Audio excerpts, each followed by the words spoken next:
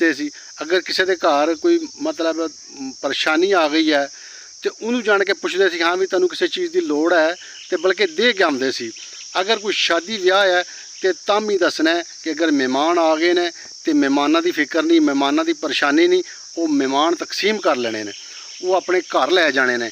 यानी कि जड़ियाँ पहले दियाँ जड़ियाँ शादियाँ ही वो इस तरह दी होंदियां सी कि लोगों नूं उन्हां दा बड़ा एहसास। अस्सलाम वालेकुम सारे वीडियो देखने वाले। हाँ जी, की हाल है जी दोस्त अहबाब दा? ठीक ठाक हो, सेहत तबीयत अच्छी है? अज की मेरी वीडियो का मौजू है कि साडे मतलब पिंडां दे विच अज दियां शादियां ते जिहड़ियां 40-50 साल पहले शादियां होंदे सी उन्हां दे विच की फ़र्क है। ठीक है जी। और अज दियां रिश्तेदारियां और 40-50 साल दी रिश्तेदारियां च की फ़र्क होंदा सी है जी। पहले रिश्तेदारियां की गल करिए, साडे पहले पिंडां दे विच रिश्तेदारियां दा इह हिसाब होंदा सी। अगर अज दे दौर की गल करिए, अगर किसी का कोई रिश्तेदार नाराज़ है तो अज के दौर इस चीज़ की कदर नहीं की जाती, इस चीज़ को वैल्यू नहीं दी जाती कि साड़ा कोई भैन भरा साड़ा कोई रिश्तेदार नाराज़ है तो उन्होंने राज़ी कर लीए। ठीक है कि नहीं? असी बाहर जिहड़े तलकदारियां ने ना उन्होंने असी बुला के ते असी उन्होंने कहने भी यही साढ़े रिश्तेदार, यही साढ़े सब कुछ ने। यानी कि जिहड़े अज के दौर के मतलब रिश्तेदारियां ने। ठीक है जी। ਜਿਹੜੀਆਂ पहले रिश्तेदारियां होंदियां सी पुराने वक्त में 40-50 साल पहले दी रिश्तेदारियां, वो इस तरह के विआह होंदे सी। एक तो पहले एक हफ्ता 10-10 दिन लोग जिथे शादी होंदी सी रिश्तेदार उत्थे चले जाते सी। ठीक है जी। जो उत्थे जाना उस वेले कच्चे मकान होंदे सी ते उत्थे फिर होंदा सी जदों मेहमान आ जाते सी ना ते जिहड़े आंढी गुआंढी ने वो नाल दे उन्होंने इस चीज़ की टेंशन हो जाती सी कि यार अगले दी मेहमान आए ने, उन्होंने घर शादी चलती है भी तो शामी पुछण आ जाना जी साढ़े घर साढ़े इतने परौने साढ़े घर भेज दिओ, साढ़े घर इतना मंजी बिस्तरा है, इंतज़ाम हो जाएगा। यानी कि उस वेले का जिहड़ा आंढ गुआंढ भी होंदा वो एक रिश्तेदारी की तरह होंदा सी, रिश्तेदारी की मानत होंदा सी। और हकीकत दे विच जिस तरह नबी पाक सल्लल्लाहु अलैहि वसल्लम ने फरमाया कि जिहड़े जितने उन्होंने हकूक दसे ने हमसायां दे, और हकीकत बात है अगर 40-50 साल पिछे चले जाइए ना तो वो जिहड़े मतलब हमसाए वो एक रिश्तेदारां दी दसे तरह के भैणां भरावां तरह है।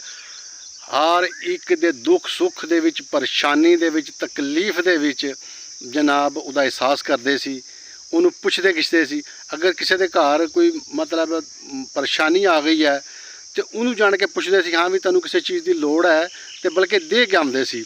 अगर कोई शादी ब्याह है तो तम ही दसना है कि अगर मेहमान आ गए ने तो मेहमानों की फिक्र नहीं, मेहमानों की परेशानी नहीं, वो मेहमान तकसीम कर लेने ने, वो अपने घर लै जाने ने।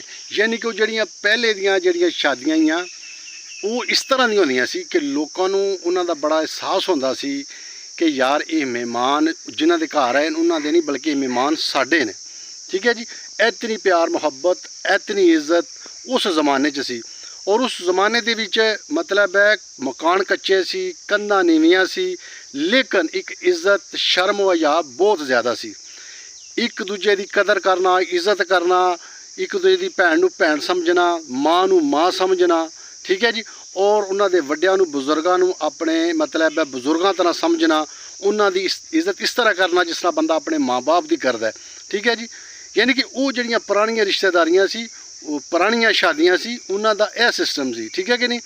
और अगर जड़ियाँ शादियां ने, अगर शादियां दे विच इस टाइम अगर कोई बंदा नहीं आंदा तो कोई परेशानी नहीं, लेकिन उस वेले की होंदा सी, उस वेले यह होंदा सी कि अगर कोई बरादरी साड़ी चों कोई भैन भरा साडा नहीं आया, ठीक है कि नहीं, तो परेशानी लग जाती सी कि यार जदों तक साडा फलाना भैन भरा ना आवे, फलाना बंदा ना आवे, असीं उदों तक मुंडे नूं सेहरा नहीं पाना या असां बरात नहीं लैके जानी। यानी कि इतनी इज्जत, इतनी मुहब्बत और इतनी जिहड़ी है ना जो मतलब कीती जाती सी अपने भैन भरावां दी, अपने रिश्तेदारां दी कि जो तक साडा फलाना भैन भरा ना आवे, अगर कोई नाराज़ हो जाता, सख्त नाराज़ है तो सारे उहदे कोल चले जाते सी, उहदी मिन्नत समाजत करके उन्होंने लैके आउणा कि यार नहीं तेरे बगैर साडा नहीं सरदा, तेरे बगैर साडा विआह नहीं होंदा। ठीक है जी। और अज दे विआहां दे विच फर्क ये है कि अज दे विआह अगर कोई आ रहा तो ठीक है, कोई नहीं आ रहा तो तब भी ठीक है। क्यों कि वक्त के हिसाब नाल चीज़ां चेंज होंदियां जा रही ने, वक्त और ज़माने के हिसाब नाल। वो पहले ज़माने से जड़े चंगे ज़माने सी, उस वे इंसान की कदर सी, रिश्तेदारियां की कदर सी, रिश्तेदारियां की इज्जत सी। इस टाइम ਨਾ ਤੇ ਰਿਸ਼ਤੇਦਾਰੀਆਂ ਦੀ ਇੱਜ਼ਤ, ਨਾ ਰਿਸ਼ਤੇਦਾਰੀਆਂ ਦੀ ਕਦਰ, ਨਾ ਵੈਲਿਊ। ਅੱਜ ਦੇ ਅਗਰ ਦੌਰ ਦੇ ਵਿੱਚ ਕਿਸੇ ਚੀਜ਼ ਦੀ ਵੈਲਿਊ ਹੈ ਤੇ ਉਹ ਪੈਸੇ ਦੀ ਵੈਲਿਊ ਹੈ।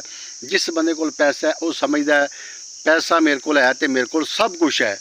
ਹਕੀਕਤ ਦੇ ਵਿੱਚ ਵੀ ਜ਼ਮਾਨਾ ਪੈਸੇ ਦਾ, ਲੇਕਿਨ ਇੱਕ ਚੀਜ਼ ਹਮੇਸ਼ਾ ਬੰਦੇ ਨੂੰ ਜ਼ਿਹਨ 'ਚ ਰੱਖਣੀ ਚਾਹੀਦੀ ਹੈ, ਯਾਦ ਰੱਖਣੀ ਚਾਹੀਦੀ ਹੈ, ਪੈਸੇ ਦੇ ਨਾਲ ਬੰਦਾ ਆਪਣੇ ਰਿਸ਼ਤੇਦਾਰ ਨਹੀਂ ਖਰੀਦ ਸਕਦਾ।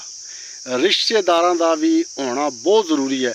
ਔਰ ਇਸ ਜ਼ਮਾਨੇ ਦੇ ਵਿੱਚ ਅਗਰ ਜਿਸ ਬੰਦੇ ਕੋਲ ਅੱਲਾਹ ਪਾਕ ਨੇ ਜਿਹਨੂੰ ਦੌਲਤ ਮਾਲ ਦਿੱਤੇ ਹੈ, ਅਗਰ ਉਹਦੇ ਕੋਲ ਆਪਣੇ ਰਿਸ਼ਤੇਦਾਰ, ਆਪਣੇ ਯਾਰ ਦੋਸਤ, ਤਲਕ ਵਾਲੇ ਲੋਕ ਹੈ ਨੇ, ਤਾਂ ਮੈਂ ਸਮਝਣਾ ਦੁਨੀਆ ਦਾ ਬਹੁਤ ਇੱਕ ਮਤਲਬ ਹੈ ਖੂਬਸੂਰਤ ਔਰ ਅੱਛਾ ਇਨਸਾਨ ਹੈ ਕਿ ਜਿਹਨੇ ਸਾਰੇ ਰਿਸ਼ਤੇ, ਸਾਰਾ ਕੁਝ ਰੱਖੇ ਹੈ। ਔਰ ਇਹਨਾਂ ਸਾਰਿਆਂ ਰਿਸ਼ਤਿਆਂ, ਇਹਨਾਂ ਸਾਰਿਆਂ ਤਲਕਦਾਰੀਆਂ ਨਾਲ ਹੀ ਦੁਨੀਆਦਾਰੀ ਹੈ। ਇਹਨਾਂ ਨੂੰ ਛੱਡ ਕੇ ਦੁਨੀਆਦਾਰੀ ਨਹੀਂ, ਤੇ ਇਹਨਾਂ ਦੇ ਨਾਲ ਰਹਿ ਕੇ ਹੀ ਦੁਨੀਆਦਾਰੀ ਹੈ। ਠੀਕ ਹੈ ਜੀ। ਇਸ ਵਾਸਤੇ ਕਰਕੇ ਸਾਨੂੰ ਸਾਰਿਆਂ ਨੂੰ ਇਸ ਚੀਜ਼ ਦੀ ਗੌਰ ਫਿਕਰ ਕਰਨੀ ਚਾਹੀਦੀ ਹੈ ਕਿ ਸਾਡੇ ਜਿਹੜੇ ਪੁਰਾਣੇ ਸੀ, ਬਜ਼ੁਰਗ ਸੀ, ਜਾਂ ਸਾਡੇ ਜਿਹੜੇ ਪੁਰਾਣੇ ਲੋਕ ਸੀ, ਉਹਨਾਂ ਦਾ ਰਹਿਣ ਸਹਿਣ, ਉਹਨਾਂ ਦੀਆਂ ਰਿਸ਼ਤੇਦਾਰੀਆਂ, ਉਹਨਾਂ ਦੀਆਂ ਸ਼ਾਦੀਆਂ, ਉਹਨਾਂ ਦੇ ਮਰਨ ਜੀਵਨ ਕਿਸ ਤਰ੍ਹਾਂ ਸੀ। ਠੀਕ ਹੈ ਜੀ। ਉਹਨਾਂ ਨੂੰ ਮੱਦੇਨਜ਼ਰ ਰੱਖਦਿਆਂ ਹੋਇਆਂ ਅਸੀਂ ਵੀ ਇਸ ਚੀਜ਼ ਨੂੰ ਅਹਿਮੀਅਤ ਦਈਏ ਕਿ ਸਭ ਕੁਝ ਪੈਸਾ ਨਹੀਂ, ਸਾਰਾ ਕੁਝ ਅਗਰ ਜਦੋਂ ਬੰਦੇ ਦਾ ਮਿਲ ਜਾਂਦਾ ਹੈ, ਰਿਸ਼ਤੇਦਾਰ, ਭੈਣ ਭਰਾ, ਦੌਲਤ, ਤੇ ਫਿਰ ਇਨਸਾਨ ਦੀ ਜ਼ਿੰਦਗੀ ਮੁਕੰਮਲ ਹੁੰਦੀ ਹੈ। ਠੀਕ ਹੈ ਜੀ। ਮੁਖਤਸਰ ਜ਼ਿੰਦਗੀ ਹੈ, ਦੁਨੀਆ 'ਤੇ ਥੋੜ੍ਹੇ ਜਿਹੇ ਵਕਤ ਵਾਸਤੇ ਆਏ ਹਾਂ, ਦੁਨੀਆ ਤੋਂ ਚਲੇ ਜਾਣਾ ਹੈ। ਇਨਸਾਨ ਦੇ ਅੰਦਰ ਬੋਗਜ਼, ਕੀਨਾ ਇਹ ਨਹੀਂ ਹੋਣਾ ਚਾਹੀਦਾ। ਅਗਰ ਅੱਲਾਹ ਪਾਕ ਨੇ ਕਿਸੇ ਨੂੰ ਮਾਲੋ ਦੌਲਤ ਦਿੱਤੇ ਹੈ ਤਾਂ ਉਹ ਅੱਲਾਹ ਦੀ ਤਕਸੀਮ ਹੈ। ਠੀਕ ਹੈ ਕਿ ਨਹੀਂ। ਤੇ ਉਹ ਇਹ ਨਹੀਂ ਸੋਚਣਾ ਚਾਹੀਦਾ ਕਿ ਫਲਾਂ ਕੋ ਇਤਨਾ ਤੇ ਮੇਰੇ ਕੋਲ ਨਹੀਂ, ਇਹ ਅੱਲਾਹ ਦੀ ਤਕਸੀਮ ਹੈ। ਅਗਰ ਉਸ ਬੰਦੇ ਨੂੰ ਅੱਲਾਹ ਨੇ ਦਿੱਤੇ ਹੈ ਤਾਂ ਮੇਰੇ ਤੁਹਾਡੇ ਕੋਲੋਂ ਖੋ ਕੇ ਕੋਈ ਨਹੀਂ ਦਿੱਤੇ ਹੈ। ਠੀਕ ਹੈ ਜੀ।